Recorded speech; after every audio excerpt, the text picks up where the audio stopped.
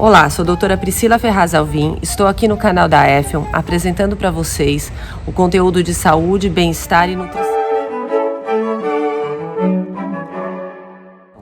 Bom, vamos entender quando surgiu a necessidade de estudarmos nutrição, de entender esta ciência. A nutrição ela surgiu entre a Primeira e a Segunda Guerra Mundial. Ela veio da necessidade de nutrir os soldados para o campo de batalha. Por quê? A alimentação nesse período ela era extremamente primitiva ainda, extremamente rural. Não haviam as embalagens, os enlatados, a tecnologia para que esses alimentos fossem conservados. E também o entendimento de quais alimentos deixariam os soldados mais nutridos, as condições proteicas, os elementos que compõem o alimento, e nessa época isso começou a ser largamente estudado com a necessidade de defesa. Então surgiu-se as embalagens, os rótulos, as preparações em menor quantidade, também embaladas em plásticos, para que os exércitos pudessem ficar no campo, no fronte durante muito tempo e sendo nutrido.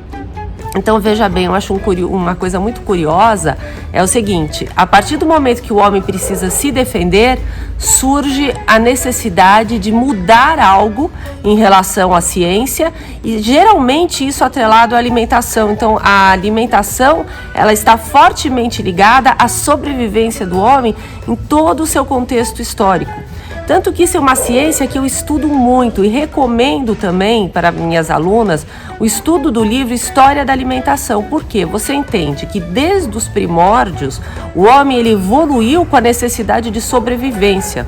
Nas aldeias nômades acabavam os alimentos, eles iam para outro lugar, levantavam o acampamento com seus utensílios, os seus itens todos, ferramentas, e tudo aquilo que eles já tinham acumulado naquele local, e caminhavam para outro. Neste caminho, eles levavam as sementes dentro de um saquinho. E esse saquinho, eles iam pendurado aqui no pescoço, eles iam jogando ao longo do caminho.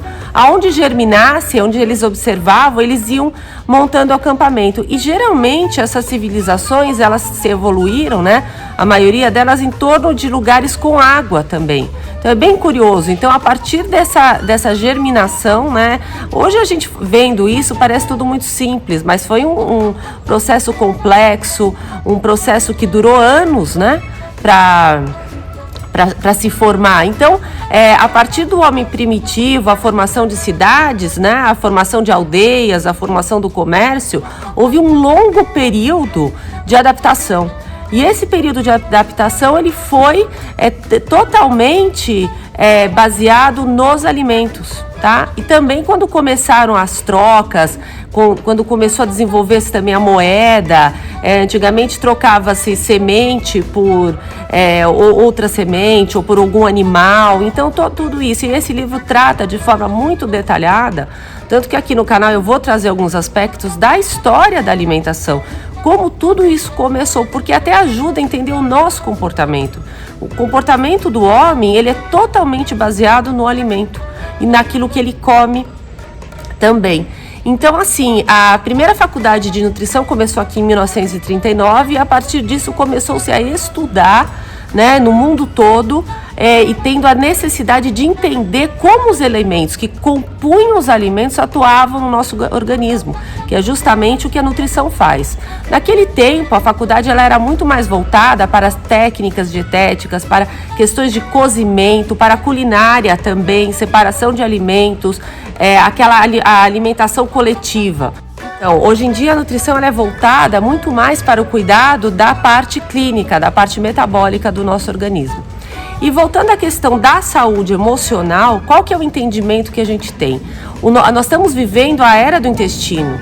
Então, uma grande descoberta foi que a partir de um intestino saudável, todo o nosso organismo ele funciona de uma forma ordenada, de uma forma sincronizada, ou seja, transborda para o nosso organismo aquelas reações bioquímicas que acontecem no nosso intestino, melhorando toda a nossa homeostase, todo o nosso metabolismo.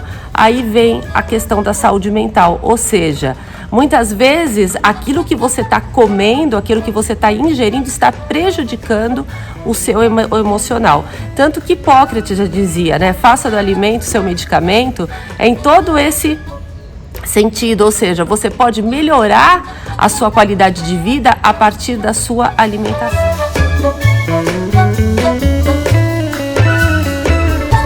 Então, vamos falar a respeito de felicidade versus equilíbrio. Veja bem, os materiais, eles têm uma capacidade de retornar a seu estado anterior, ou seja, resiliência. O ser humano, quanto mais resiliente ele for, mais maleável, mais capacidade de absorver as contingências da vida. Isso está muito ligado ao equilíbrio, ou seja, você ser resiliente é como um material, ele sofre o impacto, mas ele se adapta àquele impacto internamente, ou seja, seu emocional tem capacidade de discernir.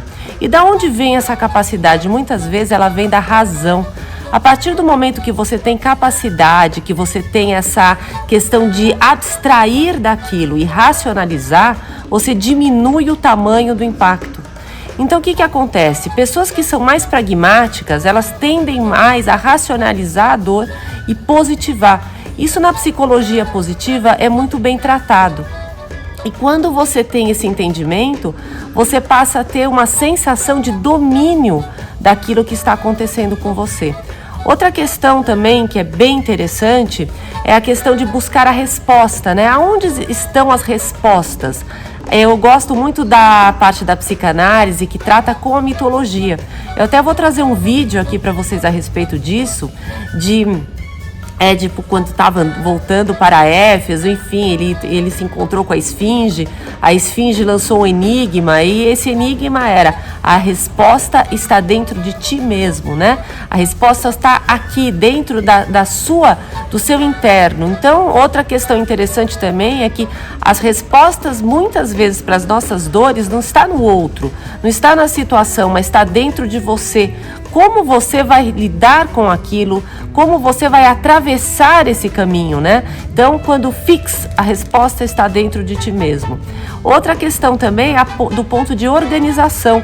A gente tem o inconsciente, né? O pré-consciente e o consciente, aonde torna-se ato. Então, como é que eu vou trazer as coisas do meu inconsciente? Não tem como você controlar isso. Mas a partir do momento que você começa a ter uma mudança no teu comportamento, um entendimento melhor daquilo que está desorganizado, os seus atos passam a ser mais ordenados, passam a ter uma maior sincronia com aquilo que está realmente acontecendo. Por quê? As pessoas têm um hábito, né, de aumentarem muito as situações, e nisso, de forma muitas vezes homeopática, devagarinho, vai minando as nossas forças e pode até levar à depressão, à tristeza, à ansiedade. Então, esse hábito é que nem um treino de exercício físico, de você ser mais pragmático, de observar mais de cima aquilo que está acontecendo, funciona muito bem. Aqui no canal nós vamos trazer vídeos e conteúdos a respeito de saúde mental também, e eles estão organizados de forma didática e periódica, justamente para isso, para ir construindo algo novo em você. Então, receba as notificações, inscrevam-se no canal, aperta aqui o sininho para vocês compartilharem esse conhecimento, esse conteúdo. Muito obrigada por poder estar aqui com vocês, doutora Priscila Ferraz Alvim.